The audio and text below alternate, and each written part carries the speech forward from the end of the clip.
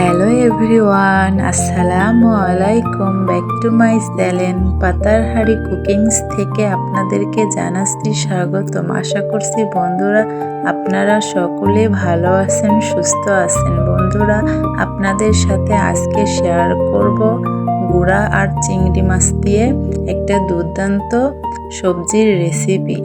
So বন্ধুরা, কথা না বাড়িয়ে এ পর্যায়ে রান্নাটা দেখে নেওয়া যাক। আমি এখানে কি ব্যবহার করেছি ফার্স্ট টু লাস্ট পর্যন্ত আপনাদেরকে ভালোভাবে বুঝিয়ে দেব। সো আপনারা এভাবে বাসায় একবার হলেও ট্রাই করবেন। প্রথমে এখানে দেখতে পাচ্ছেন বন্ধুরা, আমি বেগুন আর হচ্ছে 2-4টা পটল আর এখানে নিয়েছি কচু। সেগুলোকে আগে থেকে ছোট ছোট করে কেটে নিয়েছি। আমি কুচু কুচু করে নিয়েছি, সেগুলোকে ধুয়ে পরিষ্কার করে রেখেছিলাম। সেগুলোকে এবারে চুলায় একটা ফ্রাই প্যান দিয়ে সবগুলোই আমি ঢেলে দেব। দেখতে পাচ্ছেন বন্ধুরা, আমি সবগুলোই এখানে ফ্রাই প্যানে ঢেলে নিয়েছি।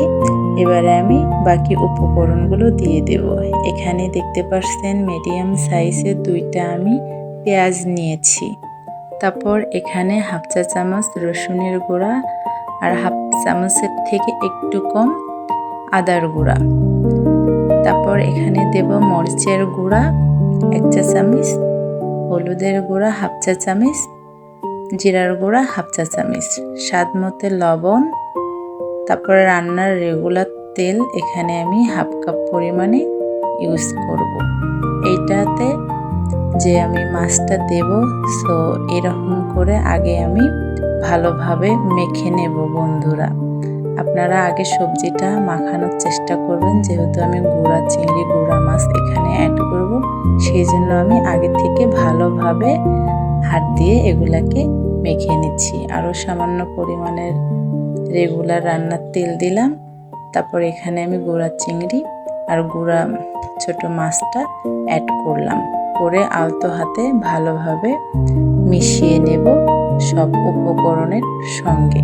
বন্ধুরা, দেখতে পাচ্ছেন মাখানো শেষ হয়ে গিয়েছে আমার। এই পর্যায়ে সামান্য আমি হাতটা শুধু ধুয়ে এখানে পানি অ্যাড করব। এখানে বেশি পানি দেব না, কারণ রান্নাটা আমি ভাজি টাইপের করব, সো বেশি পানি থাকবে না। দেখতে পাচ্ছেন বন্ধুরা, ঢাকা দিয়ে কিছুক্ষণ রান্না পর যখন আমার 50% রান্নাটা হয়ে আসছে, সেই পর্যায়ে আমি একটা রসুন আস্ত এখানে কোয়া অ্যাড করেছি বন্ধুরা।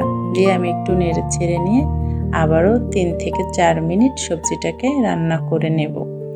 দেখতে পাচ্ছেন বন্ধুরা, ঢাকা দিয়ে আবারও 3 থেকে 4 মিনিট আমি রান্না করার পর আবারও ঢাকাটা খুলে আমার রান্নাটা অলমোস্ট হয়ে গিয়েছে।